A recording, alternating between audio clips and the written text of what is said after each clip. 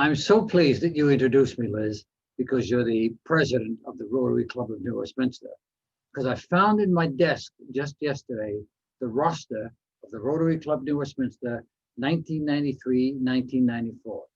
It was owned by my father, and he gave it to me as a souvenir because he was a proud member of the Rotary Club of New Westminster. Now, I know there's about 1.2 million Rotarians around the world, and Paul Harris started Rotarians because it was for him a way to bring the world together. About 1.2 million of you around the world have come together to help your various communities and to help the world be better. So I'm very thrilled to be here today. But let me take you back to past January when we started to hear about COVID-19.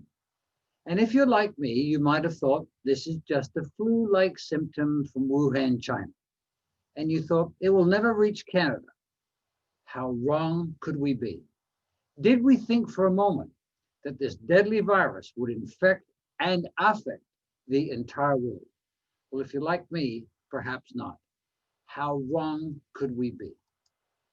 Millions of people have been affected by this virus dramatically, and it's changed the way we do business in North America.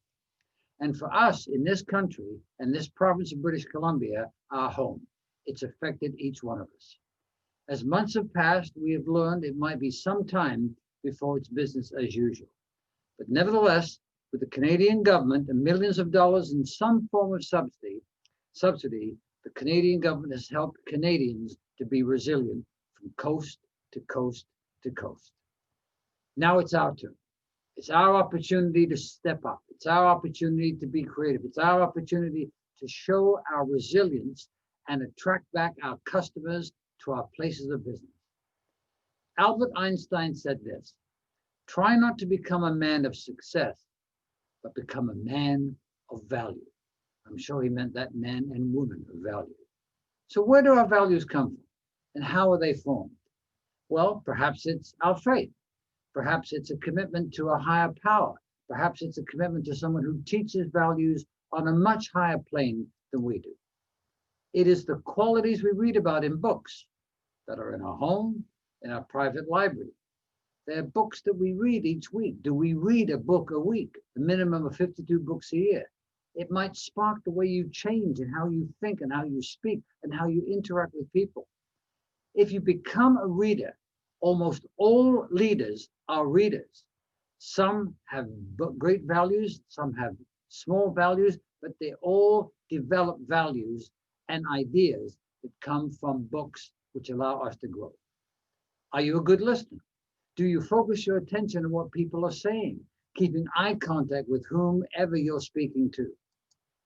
Do you ask questions that inspire, encourage, motivate your staff, motivate your spouses, motivate your children, motivate your neighbors? Do you say, well, how would you handle this? Now, you might know how they'd handle this, but they would be much more open to you if you asked them, how would you handle this? If you said, what impact would it have on your division in your company? Have you seen something like this work effectively at other companies? How would you implement these ideas? Do these ideas have the same values as our company? Are you in a position to implement some of these ideas? Ask questions, because as you ask the questions, the answers may determine your future success. Now, I believe that we're all born with the seeds of greatness, but unless we do something about it, unless we do something about those seeds and grow those seeds, we may not reach our true potential. Someone said many years ago, good is the enemy of great. Good is great, but good is also the enemy of great, because we could stop at being good.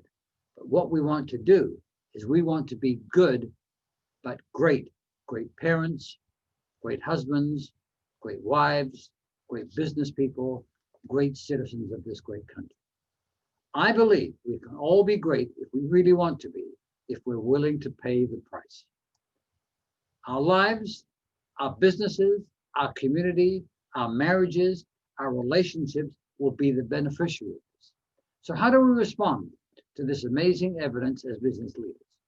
Well, I believe it's our actions. It's our daily actions. It's those instantaneous decisions that we make. It's our behavior. It's our manners. It's our conduct. It's on display. Our conduct is on display every single day. It is the evidence that is clear to all who do business with us. Is it clear what you stand for?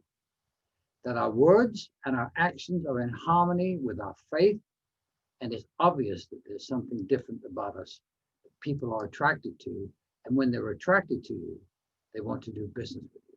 When they're attracted to your company, and your company stands for great values and great qualities, they will want to be a part of that. There's a story I read just recently about Warren Buffett. He had a 60-year-old pilot, and he was retiring because his commercial pilot license was to be revoked at 60 years old. And so Warren said to the pilot, I want you to go home this weekend, and I want you to write down 25 goals, dreams, and ambitions. So he did that, came back on Monday and shared with Warren the 25 goals, dreams, and ambitions.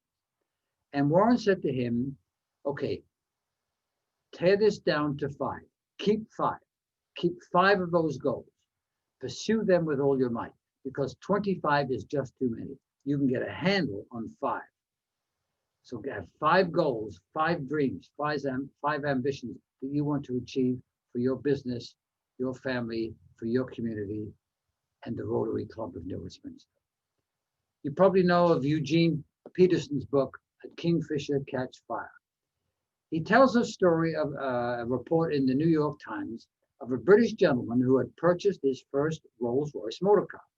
Now, he could find nothing in the advertising material or the manual or in the automobile itself that told him the horsepower of the engine of this Rolls-Royce. So in making inquiries, he learned it was not the policy of Rolls-Royce to talk about the horsepower of their automobiles. But he still got curious. He still wanted to know. He wanted to know the answer. So having paid a rather substantial purchase price, he thought he was entitled to know what was the horsepower of his Rolls-Royce. So he wrote the company, and he asked them to provide him with this piece of information. In a few days, a telegram arrived to his house with one single word on it. The answer to his question was, what's the horsepower of this Rolls-Royce? And the answer was, it's adequate. It's adequate. Now that may be sufficient for Rolls-Royce, one of the most prestigious motor cars in the world. But as I read this statement, adequate, it struck me that as we approach the end of our lives, the word adequate is just not enough. Think about it. I once asked my family doctor what she thought my life expectancy was. And we both agreed it was about 90 years of age. Give or take a few years. I'm in pretty good health. That would be a good expectation. That's about 13 years from today, or 676 weeks. Now, that doesn't sound nearly as long as 13 years. So for me, the question I ask myself, how often do I want to be remembered, and how do I want to be remembered? Does adequate fill the bill? Do I just want to be an adequate husband? Do I still just want to be an adequate father, an adequate speaker, an adequate business person, an adequate writer, an adequate community leader, an adequate boss, an adequate leader? Do I just want to be an adequate Rotarian? No, I want to be the very best that I can be at just about everything I touch. Now, we're not going to be the best at everything, but we need to strive for those values to be the best that we can. At my funeral, I don't want to be described as simply being adequate. There's a more descriptive word, to be best. Now, in high school, I went to Lester Pearson High School in New Westminster. I was in the half of the class that made the top half possible. So I had a lot of work to do. And life passes by so fast. In Jim Collins' best-selling book, published in 2001, the book is called Good to Great. Or as legendary international musician David Foster said, good is the enemy of great. We've already discussed it. Good is the enemy of great. I just want to be good enough. No. I want to be as good as I possibly can be. I want to be everything that I can be in this short life.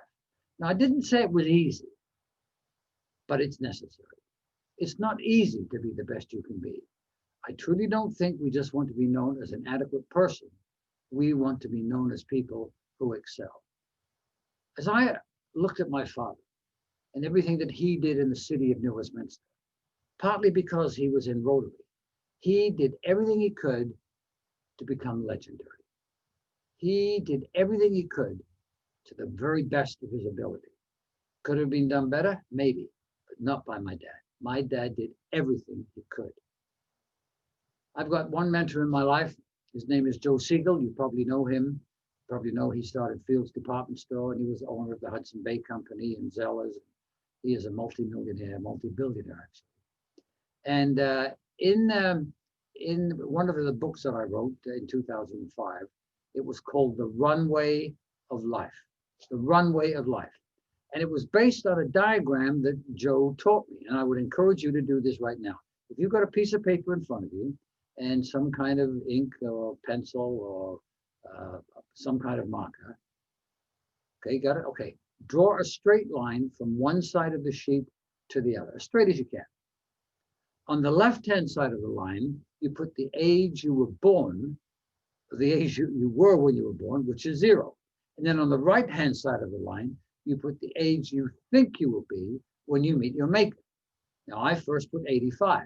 So my timeline, my runway of life is 0 to 85. 0 to 85. I am 79 today. That means I've got 6 Christmas dinners left. 6 Christmas dinners. So I'm doing everything I can in terms of my health, in terms of workout, in terms of reading, in terms of studying, in terms of taking good care of myself, that I'm going to live as long as I possibly can, because it will come to an end. How much time do we have? How much time do you have? Now, of course, we make mistakes. Of course, we regret errors in judgment, and I've done the very best I can to apologize for those mistakes or people that I've hurt. And I said to myself, I will never repeat them. I will move on, but I'll do the very best I can.